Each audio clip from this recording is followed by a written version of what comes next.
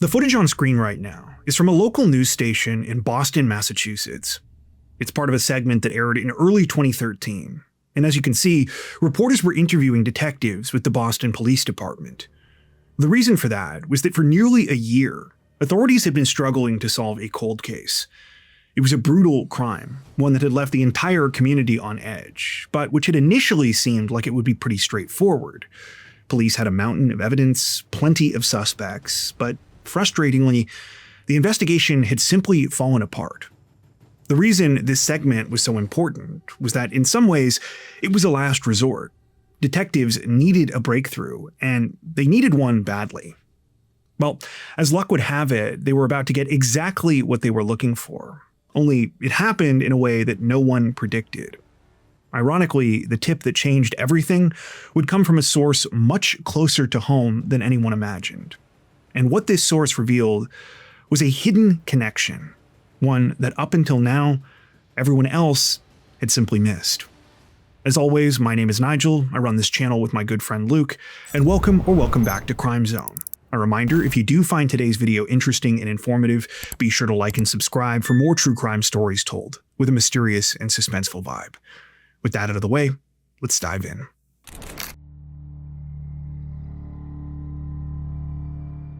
February 19th, 2012 started off like a typical Sunday evening for 25-year-old Keosha Gillmore. After finishing up work for the day, like most nights, she was picked up by her boyfriend Mark Finley, and the two of them were now on their way home together. As much as this was an ordinary evening for the couple, it was also a very exciting time in both of their lives. Just 2 months ago, Keosha and Mark had actually gotten engaged. The two of them couldn't have been happier, but that was especially true because it had been a long road to get here. Keosha was born and raised in the Boston area. Her mother Gloria had her when she was only 17 years old, and though it was just the two of them for the first several years of her life, that changed when Gloria met Keosha's future stepfather, Herman Weathersby. Gloria and Herman got married when Keosha was about 10, and they would go on to have 2 more children together. While this sort of change can be difficult for a lot of people, by all accounts, Keosha really embraced the situation. She formed a strong bond with her new blended family, particularly her stepdad, and she also loved being an older sister. I should say, this was not all that surprising to Gloria or to others that were close to Keosha. From a young age, she was always open and accepting when it came to other people, and she just generally had a very kind heart. What Keosha was also known for, though, was her sense of responsibility. She was dependable, determined, and goal-oriented, and this was something that became more and more clear in her personality as she got older. In school, Keosha was a good student, but her true love in life was fashion. She loved hair, clothes, she had a real eye for style, and she could spend hours putting together different looks and outfits from things she'd find at local thrift stores. By the time Keosha was a teenager, she knew that her dream was to go to fashion school and to one day open up a boutique clothing store of her own. But she also knew it was going to take a lot of work to get there. And because of that, she needed to stay focused. Now, Keosha wasn't a robot or anything. She liked having fun just as much as anyone else, and she had a large circle of friends. In fact, part of Keosha's reputation for kindness came from the fact that she would reach out to and pretty much make friends with anyone. She tended to gravitate towards people that were quiet or less popular and had a knack for making them feel included and kind of bringing them out of their shells. As you might imagine, as a smart, attractive, and charismatic young woman, Keosha got plenty of romantic attention as well. However, this is where she always kind of drew the line. She did date occasionally, but never anything serious, because once again, she wasn't going to let anything get between her and her goals. But as is so often the case, sometimes life has other plans. After finishing high school, Keosha had to postpone going to fashion school so that she could make some money first. She started working at different clothing retail stores, which is how she met her future fiancé, Mark Finley. One day in 2007, as Keosha was getting ready to start a shift, she happened to walk past a Radio Shack store where Mark was working. Upon seeing her, Mark immediately ran outside and asked her out. Initially, Keosha kind of blew Mark off because, remember, in her mind, she didn't have time for serious relationships. Also, Keosha was 20 at the time and Mark was 29, so she didn't think they were really compatible anyway. But Mark was persistent. He was convinced that he and Keosha were supposed to be together, and he kept trying to get her to go out on a date with him. Eventually, Keosha caved, and she was glad that she did, because one date quickly became many dates, and before long, she had introduced Mark to her family. At first, Keosha's parents also didn't know what to think, and they weren't thrilled about the age gap either, but Mark soon won them over as well. He was very polite and respectful, and moreover, he assured them he wasn't trying to get in the way of Keosha's dreams. At this point, Mark and Keosha had been together for about 5 years, and things were going really well. Keosha had also started working for Radio Shack, taking an assistant manager position at a different store from the one where Mark worked, and she was continuing to save money and move towards her goal of opening her own boutique. The two of them were also living with Mark's parents to further reduce their expenses, and were looking forward to starting their lives together. Speaking of which, while Keosha and Mark had only recently gotten engaged, they also had a secret. Instead of a big wedding, they were planning on surprising their parents with a courthouse ceremony, one that was only a couple of days away. So yeah, you see what I mean about it being an exciting time. There was a lot happening, and Keosha in particular had big plans for the future. Sadly though, as she and Mark pulled into the driveway of his parents' home that night, what Keosha didn't know is that someone in her life had a secret of their own. And that secret was about to lead to a horrifying tragedy. At exactly 8:59 p.m. on February 19th, 2012, so just minutes after where we left off, the Boston Police Department received an alarming report. They were informed by a frantic 911 caller that a woman had been shot outside of a residence in the city's Mattapan neighborhood. When police and paramedics arrived at the scene, which was located on Alabama Street, what they saw was disturbing. A man was sitting on the sidewalk next to the open door of a silver older model Cadillac sedan. He was on the passenger side and appeared to be cradling a woman in the front seat. The man was Mark Finley, and the woman he was holding was Keosha Gillmore. Almost immediately, emergency responders could tell that the situation wasn't good. Keosha was unresponsive, and she had suffered 2 gunshot wounds. One bullet had hit her in the chest and arm, while the other had struck her in the head. Paramedics desperately worked to stabilize Keosha, and within minutes she was rushed to a local hospital. Mark stayed by her side the entire time, but before the ambulance left, police were briefly able to speak with him and gather some basic information about what had happened. Mark explained that he and Keosha had been sitting in his car right outside his parents' place that evening, when suddenly a dark, mysterious figure walked up to the passenger side of the vehicle. Without a word or any kind of warning, the person pulled out a gun and fired 2 shots through Keosha's window before taking off. As some members of the investigative team went to notify Keosha's family about what had happened, others stayed behind to start processing the crime scene. Unfortunately, it didn't appear that there was much evidence to be found here. The shooter hadn't touched the car, so they hadn't left behind fingerprints or DNA. In fact, police weren't even able to recover any shell casings. And though Mark's story seemed to match what they were seeing, for instance, the passenger side window of the car was completely blown out, the whole thing led to a lot more questions than answers. While looking through the vehicle, investigators found Keosha's purse, which didn't appear to have any money or items missing from inside. So clearly this wasn't a robbery. But it didn't look like a random shooting either. The way the gunman had gone right up to Keosha's window and shot her specifically, it made detectives think the attack was targeted. Of course, that led to some other obvious questions. Who would do something like this to Keosha Gillmore? And why? Well, authorities had no clue, but they did have an idea where to start their investigation. Because already they were beginning to notice a couple of things about this situation. Things that made them wonder about what had truly happened here. Following the shooting, Keosha was taken to Boston's Brigham and Women's Hospital, and it's here the detectives went next. By the time they arrived, several of Keosha's loved ones were already there with her, including Gloria, Herman, and Mark. All of them were devastated, but Mark in particular seemed to be struggling to process what was going on.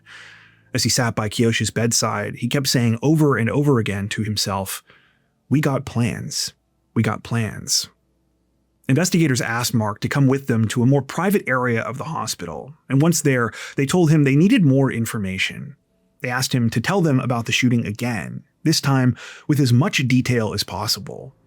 Mark explained that he'd picked up Keosha from work that night at her Radio Shack store at the Dedham Mall, and the two of them had stopped at a gas station on the way home. After parking on the street outside his parents' place, they'd stayed in the car for a few extra minutes to talk about their days and catch up a little bit. Mark said they were in the middle of a conversation when an unknown person, who he believed to be a man, started heading down the sidewalk on the same side of the street where he and Keosha were sitting. Mark said he barely noticed the guy until he walked right up to the window and he heard the two gunshots. Even then, Mark said when he first ran from the car, he didn't realize what had actually happened. It was only when he jumped out in a panic and saw that Keosha wasn't following him that reality began to set in. That's when he ran inside and yelled for his parents to call 911. While they waited for help to arrive, he went to try and see if there was anything he could do for Keosha. When asked about the gunman, Mark said, unfortunately, he didn't really get a good look at him. It was dark, so it was hard to see, and the guy fled immediately afterwards. The one detail he remembered about him was that he seemed to walk with a limp. Mark also said the shooter had hurried across the street, and he was pretty sure he'd heard the sound of a gate opening and closing right after. Now, this was all useful information, but there was another reason authorities were asking Mark this. You see, back at the crime scene, officers had started canvassing. There were no surveillance cameras, but plenty of people had heard the gunshots in the neighborhood that night. The only problem was that no one had actually seen this mysterious attacker that Mark told detectives about. Naturally, it made them wonder, had the shooting really happened the way that Mark had described? Well, after hearing this more thorough version of events, detectives relayed the details to other members of the investigative team, and it wasn't long before they made a massive discovery. After bringing in a police canine, authorities launched a search of the area. Sure enough, the canine led officers across the street from where Mark's car was parked and into the yard of an adjacent gated property. It turned out that this home backed onto a large graveyard called the New Cavalry Cemetery, and this is where the trail continued. Upon climbing a stone retaining wall at the back of the residence, officers headed into the cemetery itself. They ultimately lost the scent trail soon after, though not before stumbling across something else. Specifically, 2 drawstring bags that had been dumped in the grass, inside of which was a mountain of evidence. The bags contained a water bottle, a hat, and a pair of latex gloves, but what really caught the attention of investigators was something much more unsettling: a .38 caliber Smith & Wesson revolver. When officers opened up its cylinder, they saw that the chambers contained 2 spent shell casings, along with 4 unfired rounds.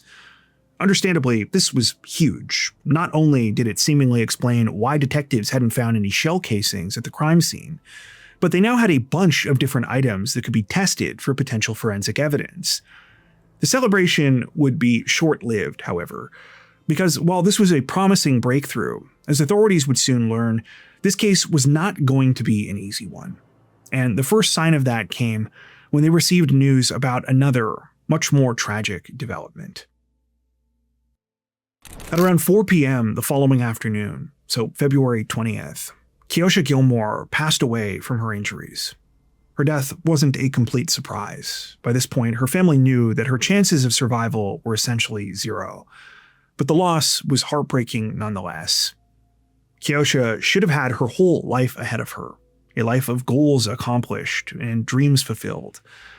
Not to mention the fact that by now, Mark had informed her parents about their surprise plans. Keosha had died less than 24 hours before what was supposed to be her wedding day. Instead of watching her get married, her loved ones were now going to be planning her funeral. Of course, the question on everyone's minds was why? Why had this happened? And more importantly, why Keosha? Well, that's what detectives wanted to know too. Keosha's autopsy did provide one answer. Bullet fragments removed from her body came back as a match to the .38 caliber rounds from that revolver police recovered at the cemetery. However, other details were not as straightforward. For instance, while this revolver definitely was the murder weapon, its serial number did not provide police with useful information about its owner, and there was no physical evidence on the gun itself. Detectives suspected that this was because the killer had handled the weapon while wearing the latex gloves they'd also found in those 2 bags. So these, along with the other items inside, were sent off for testing. But it meant that they were going to have to wait on the Boston crime lab. In the meantime, investigators turned their attention to those close to Keosha Gillmore, hoping that by learning more about her life, they might be able to uncover a motive. Once again, they started with Mark Finley. As I hinted at before, police had been a little suspicious of Mark since the very beginning of all of this. He was the only witness to the crime, he was the only person other than Keosha who'd actually seen the killer, and as Keosha's fiancé, he was an obvious person of interest. The thing that bothered authorities the most, though, was the strange way the crime had unfolded. For starters, there was the fact that Mark was even alive. I mean, a guy walks up to his car and just opens fire, and somehow Mark walks away unscathed. What are the chances? And even if this was just an attack on Keosha, why would the killer risk leaving a witness alive? Why not take Mark out as well? On top of this, there were the circumstances leading up to the shooting. Instead of going inside right after getting home that night, Mark and Keosha had chosen to sit in the car for several minutes. Not only had this provided the opportunity for the killer to attack, it was like they knew Mark and Keosha were going to be there. For all of these reasons, when police initially heard Mark's story and then learned from people in the neighborhood that no one had actually seen the shooter, they wondered if the gunman really existed at all. Maybe Mark was the one who shot Keosha, and he invented this mystery suspect to throw investigators off. Now, obviously, that had changed a little bit, since Mark was partially responsible for helping them to find that evidence in the cemetery. But as stupid as it would have been to lead them to a literal smoking gun, at the same time, there was always the possibility that Mark had quickly run over there after the crime and dumped these items himself, and that this was all part of some elaborate mind game. Particularly because the use of this cemetery as an escape route seemed to suggest the perpetrator had a familiarity with the area. So, yeah, there was a lot to consider here, and as a result, Mark was brought in for a more formal interview. During that conversation, police confronted him about some of these unusual details, and they asked him, "Did you have any involvement in this?" Mark was adamant that he would have never done something like this, nor did he have any reason to. He said Keosha was the love of his life, and they were incredibly excited about getting married. As for why the crime had happened the way it did, Mark said he had no idea, and that he told police everything he knew. Well, almost everything. When pressed, Mark said there was one potential explanation behind the shooting that he could think of. And that's when he made a startling admission. Mark explained that when he was younger, he was involved in some local gang activity. He wasn't proud of that, and he'd since left that life behind and turned things around for himself, but he couldn't help but wonder if this was some kind of revenge shooting. Mark stated that though it had now been several years since he left his gang, walking away wasn't easy. There were a lot of people that he used to hang around with who he knew considered him a traitor, and it just so happened that he'd had a run-in with one of those guys fairly recently. A few weeks earlier, Mark had been out when he came across a man named Jamal Thomas. Jamal was still very much an active gang member, and when he saw Mark, he confronted him about leaving. Mark said things got fairly heated, and during the situation, Jamal made comments that he perceived to be threats. He now thought it was possible that his former gang members might have targeted him or Keosha as a way to remind him that they hadn't forgotten about his past. After hearing this, detectives still weren't sure what to think of Mark's story, but they decided they needed to at least bring Jamal Thomas in for questioning. Before ending their interview with Mark, though, they asked him for a DNA sample, which he voluntarily provided. It didn't take long for authorities to track Jamal Thomas down, but their conversation with him wasn't very productive. Jamal denied getting in Mark's face or making any threats, and he said he had no knowledge of the murder of Keosha Gillmore. When asked for his whereabouts at the time of the shooting, he stated that he was in a different part of town. With no reason to hold Jamal, and nothing actually tying him to the crime, detectives were forced to let him go. It wasn't entirely a waste of time, though, because Jamal also voluntarily provided a DNA sample. In the meantime, authorities were alerted about another potential suspect, this time from Keosha's mother and stepfather. They told detectives that they had remembered something that they thought might be relevant. something related to Keosha's job at Radio Shack. According to Gloria and Herman, shortly before her murder, Keosha had dealt with an uncomfortable situation with one of her employees. She discovered that this guy was dealing drugs out of the store during the middle of his shifts.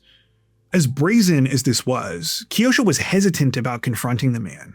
He was older than her, he was quite a sketchy character, and he just made her really nervous, to the extent that Keosha had actually called her mom from the bathroom during the middle of work one day and said she didn't know what to do. She didn't want to lose her job, but she also really didn't want to get involved in what was going on here. This guy had already been giving her a hard time, and he clearly wanted her to keep quiet. Ultimately, Keosha decided she had a duty as a manager, and she confronted the guy and reported what he was doing to the company. As a result, he was fired, and as you might imagine, he was not too happy about this. After speaking to several of Keosha's coworkers, detectives were able to confirm what Gloria and Herman told them, and they felt that this easily could have been a motive for murder. The former employee was brought in for an interview, but like Jamal Thomas, he wasn't exactly forthcoming. He avoided answering questions directly, and he just generally wasn't very cooperative. But also, like Jamal, the man denied any wrongdoing and provided an alibi, as well as a sample of his DNA.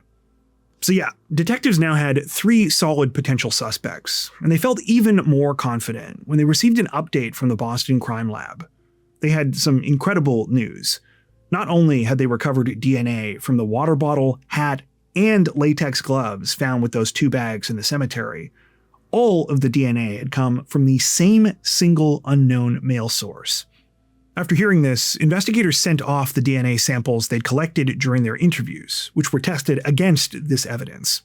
So, who did the unknown DNA belong to? Mark Finley? Jamal Thomas? The Radio Shack drug dealer?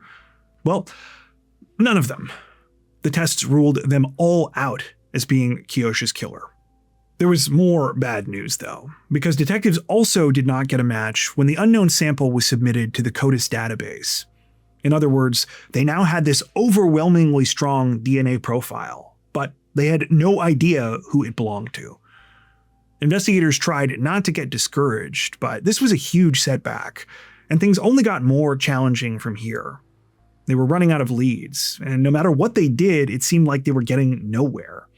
Police tried doing follow-up interviews, collecting additional DNA samples from Keosha's other coworkers, and looking for holes in people's alibis.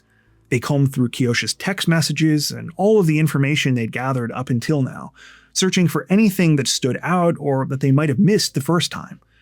But they were met with nothing but dead ends.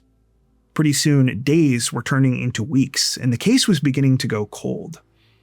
Fortunately, it wouldn't stay that way. But it wasn't until police received outside help that they got the breakthrough that they were waiting for. By early February of 2013, Keosha Gillmore's family was struggling. It was now approaching the 1-year anniversary of the crime, and it seemed like they were no closer to receiving answers about her brutal murder. Though Keosha's loved ones hadn't lost faith that her killer would be found, they were losing patience. The way that she had been taken from them was hard enough to deal with, but the fact that they had no idea who was responsible meant that they were constantly looking over their shoulders. On top of this, while they might not have known the exact details, they could tell that the investigation had hit a wall. Out of desperation and a growing sense of helplessness, Keosha's mother and stepfather decided that they needed to act. And so they went to the media. Specifically, Gloria and Herman reached out to Bob Ward, a journalist with the local Fox 25 news station.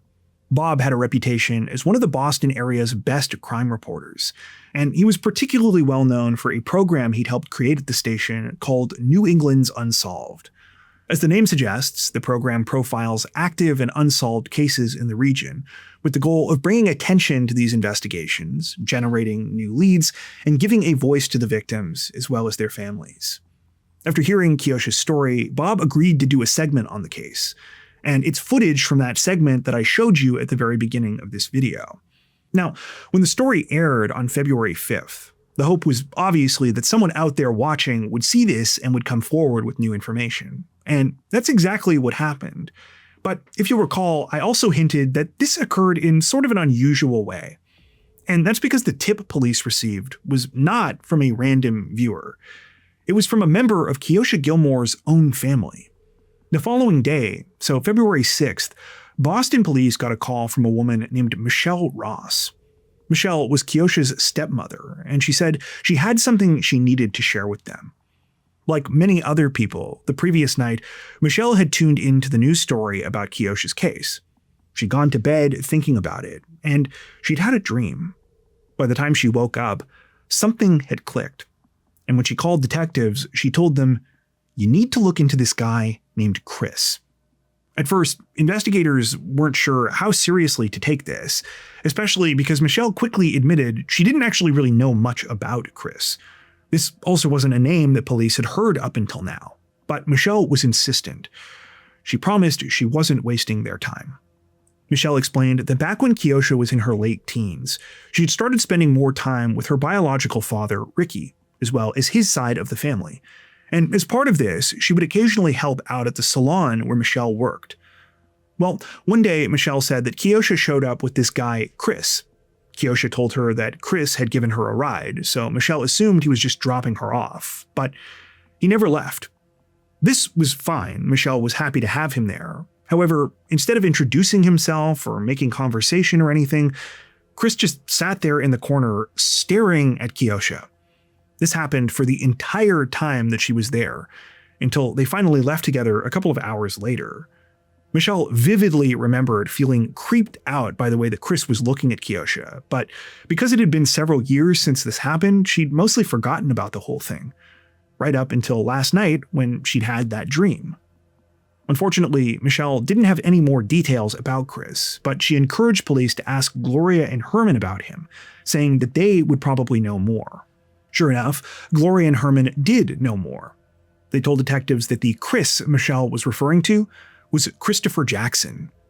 Christopher was an old friend of Keosha's. They'd first met each other in middle school, and they'd been close for most of high school as well.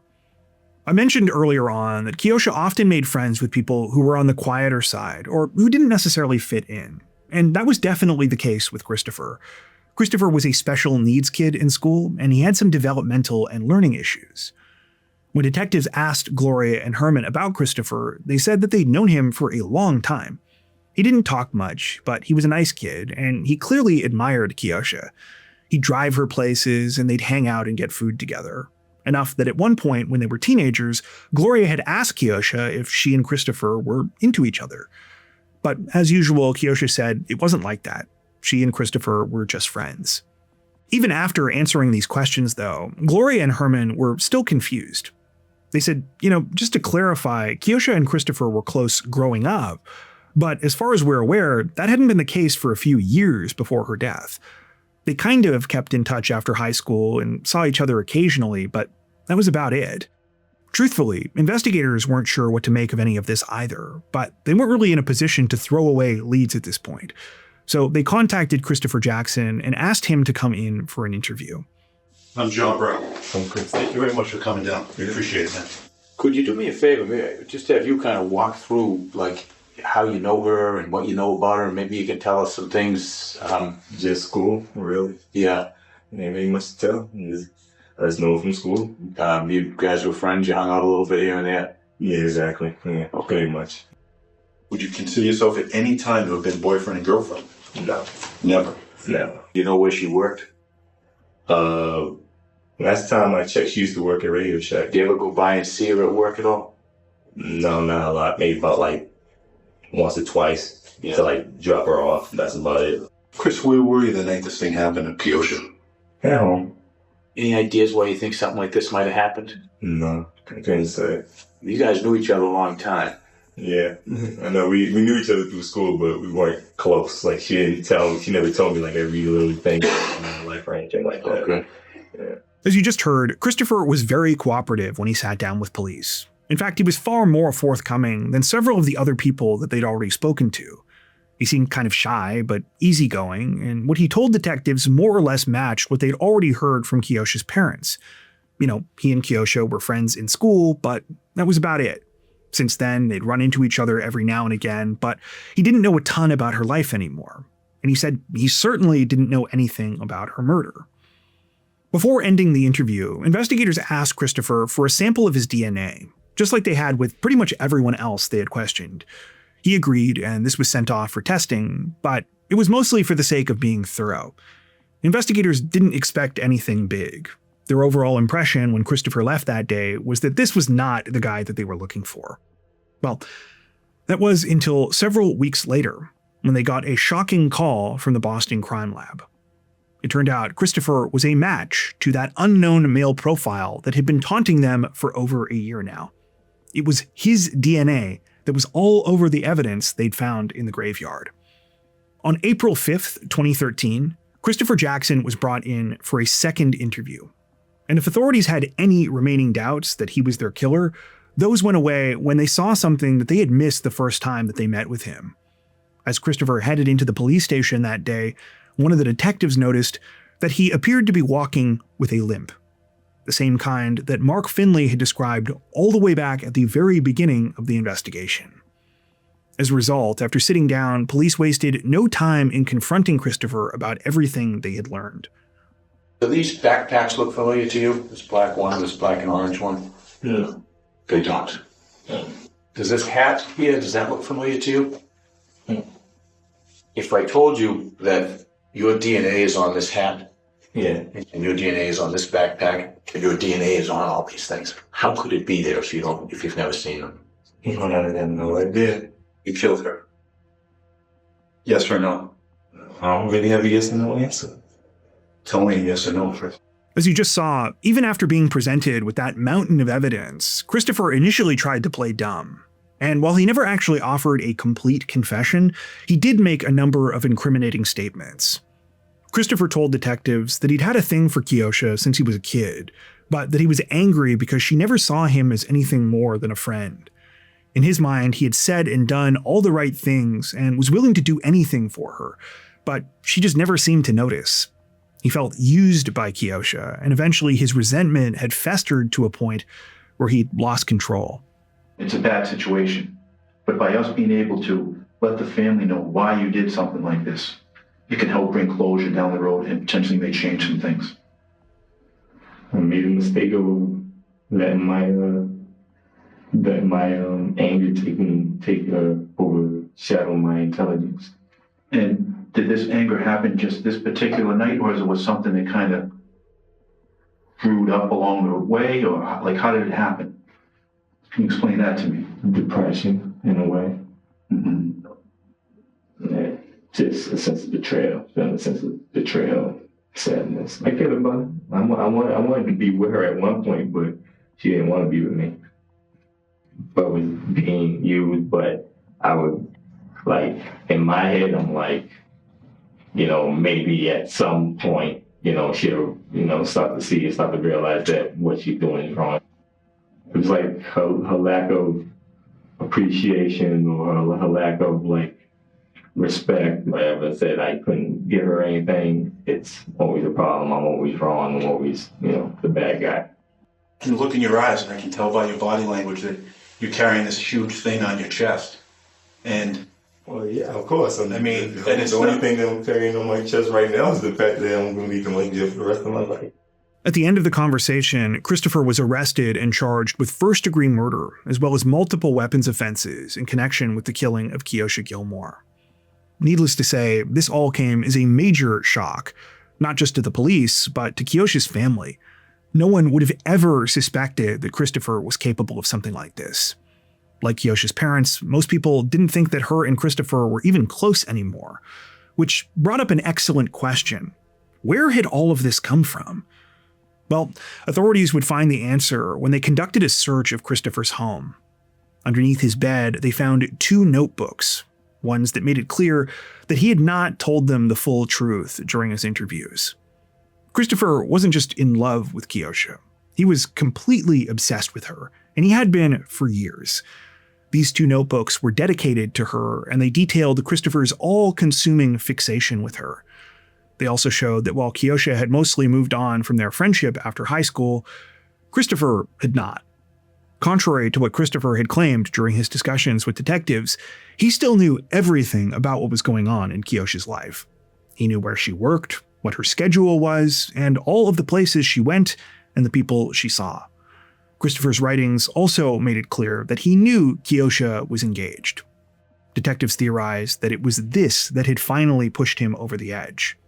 Before, Christopher could still live in this fantasy world where one day Keosha might magically reciprocate his feelings. But when he found out she was getting married, he realized that was never going to be the case. And he decided that if he couldn't have her, no one could. So yeah, it turned out that all of those things that police initially thought were weird about Mark's story, in the end, they all checked out. He survived the attack because Christopher was only targeting Keosha. He knew how to escape the scene because he was familiar with where she was living. And the reason it seemed like he knew where Keosha was going to be that night is because he did. Christopher had been stalking her. Despite the overwhelming evidence against him, Christopher Jackson opted to go to trial. The proceedings were held in late spring of 2016, with prosecutors arguing the crime was clearly a cold-blooded and premeditated murder. While there was a lot of heartbreaking testimony shared during the case, arguably the most devastating came from Mark Finley. Through tears, he struggled to keep his composure while he recalled the final haunting moments he spent with the love of his life. He described holding Keosha on the sidewalk after the shooting and kissing her head, just hoping everything would be okay. But of course, it wasn't. And it was Mark who faced months of suspicion afterwards. All the while, it was Christopher, a man who also claimed to love Keosha, who was really responsible for her murder. Christopher's lawyers, meanwhile, pursued a diminished capacity defense. They pointed out that he had never been in trouble with the law before, and argued that his history of developmental issues made it impossible for him to meet the legal threshold for first-degree murder. Ultimately, it seems that the jury met in the middle. At the end of the trial, Christopher was convicted of the lesser charge of second-degree murder, as well as unlawful possession of a firearm and unlawful possession of ammunition. This meant that he was still handed a life sentence, but he would be eligible for parole after 15 years. Understandably, Keosha's loved ones did not feel that this was sufficient, particularly because all of Christopher's actions seemed to suggest that this was not some spontaneous act. He may not have planned the crime well, but there was evidence of planning nonetheless. He bought supplies, he wore gloves, and he made attempts to dispose of evidence. At the sentencing, Keosha's mother Gloria spoke about the lasting effects the crime had had on all of them, stating in part, quote, "Myself and my family still deal with fear, depression, panic attacks. We deal with self-blaming, fatigue, nightmares, mood swings. And for the first time in my life, I am filled with hopelessness. I personally have not slept a full night since she died." Nonetheless, it does appear that members of Keosha and Christopher's families were able to come together somewhat during the proceedings. It seems that there was a mutual recognition that both families had been destroyed by Christopher's senseless and horrific actions. According to the most up-to-date information we could find, at the time of this recording, Christopher Jackson remains incarcerated at the North Central Correctional Institute in Gardner, Massachusetts.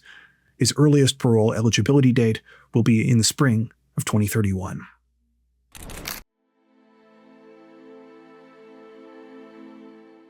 I think we've pretty much tied up all of the loose ends here, but I briefly wanted to touch on something that I came across during our research for this case that stuck with me. One of the most tragic parts of cases like this, ones where victims are taken so young, is all of the many milestones that they and their loved ones are robbed of. Keosha's parents will never get to see her achieve her dreams, never see her get married, and they'll never get to experience the joy of watching her have children of her own. And while I think most of us realize that on some level, I think what's harder to understand is the way that words, even ones that are meant to provide comfort, fall short in times like this. And that brings me to something Keosha's stepfather, Herman, said during the sentencing hearing, something that I think sums this up perfectly. And so it's his words I want to end with. Quote, "People keep saying, 'I'm sorry for your loss. I am sorry for your loss.' Well, we didn't lose Keosha. We didn't go to a park on a family vacation and lose Keosha. She was murdered, taken away from us in this selfish act." Hey there. Before you take off, we'd just like to take a second and say that we really appreciate you sticking around to the end of the video. Luke and I are so grateful for our incredible Crime Zone community, so thank you for being a part of it. If you want to help Crime Zone continue to grow, One of the easiest things you can do is leave a like on this video and consider subscribing. Be sure to hit that notification bell as well and select all notifications to stay up to date with our latest releases. If you're looking for additional ways to support the channel, there are a couple of options. We've got a thriving community over on Patreon, where you can get ad-free and early access to all of our content, as well as 4 additional stories per week for each of our Crimes of the Week and Crimes of the Week International videos. Head over to patreon.com/crimezone to learn more and to meet some of the awesome people whose names are currently on screen. If that isn't your thing, we've also now launched channel memberships so you can join directly here on YouTube. Channel members get a lot of the same perks as on Patreon, including extra content, without the added hassle of having to go off-platform. Now, that being said, we know times are tough and that not everyone is able to support financially. Regardless of your situation though, we want you to know that we truly appreciate every like, sub, share, and comment that you send our way. Once again, thanks so much, and we hope to see you soon.